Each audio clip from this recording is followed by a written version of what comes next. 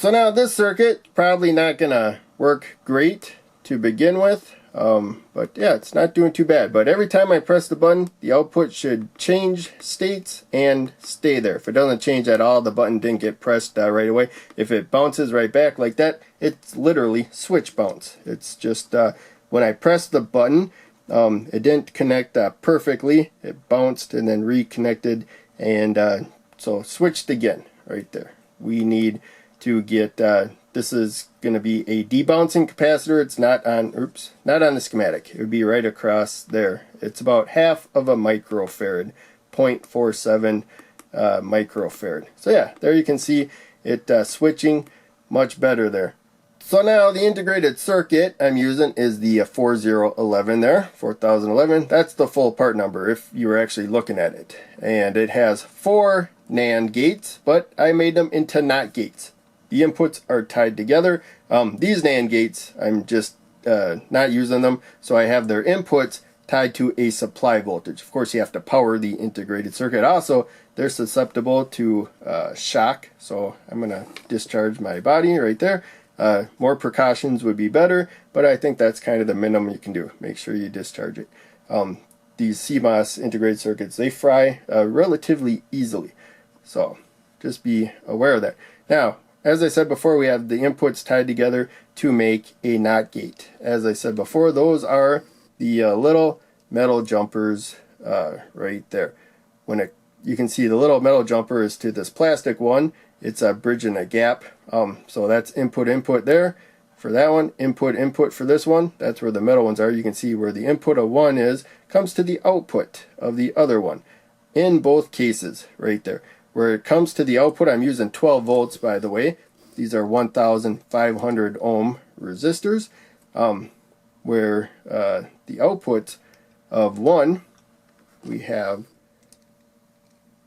going to the input of the other. So that's the output of one going to the input, and then the input there going to the output of that one, crisscross. But where we have our load, that's going to the far end of the switch, as you can see there. Where we have the resistor, that's the one that the output that is not connected to the load, and that is our capacitor to help store a charge.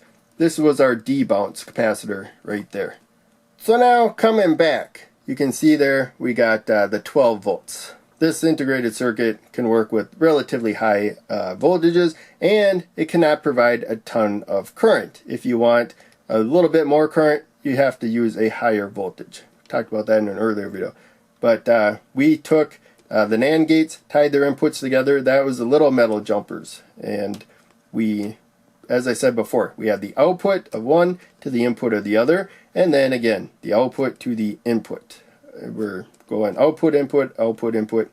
That makes a cycle. So if this output is high for whatever reason, then that output's high.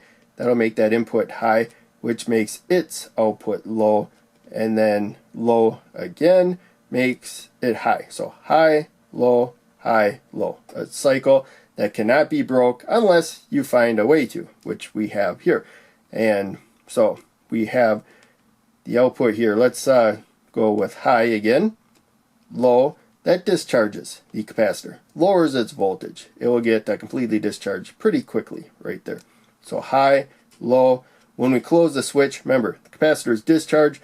Current has to go into it before its voltage will change. Again, it's really quick, but right when we close the switch, we will go from high, low, low here. That will make a low at that input, even though this is high right here. This will briefly overpower it, and so this is going to go low, making that high, making this low. That's how it locks into place. This is keeping the capacitor while the switch is closed to where it was until you release the switch.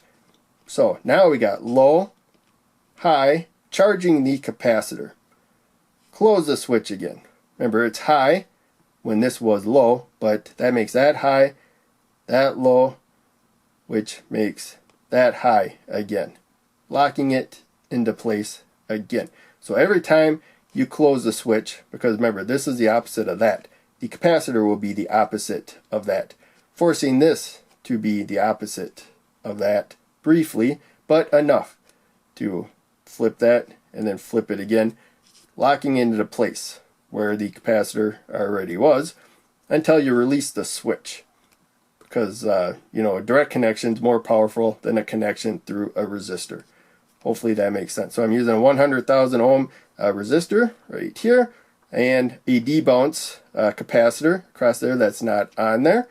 And, you know, sometimes you got to debounce a switch for whatever reason. The schematic may not show that, but if you know you got a bounce problem, you got to find a way to debounce it. A lot of times digital switch would be perfect, because integrated timing, integrated circuits, they generally go right from low to high and right from high to low. There's no bouncing around. But mechanical switches, you don't make a perfect connection, hardly ever.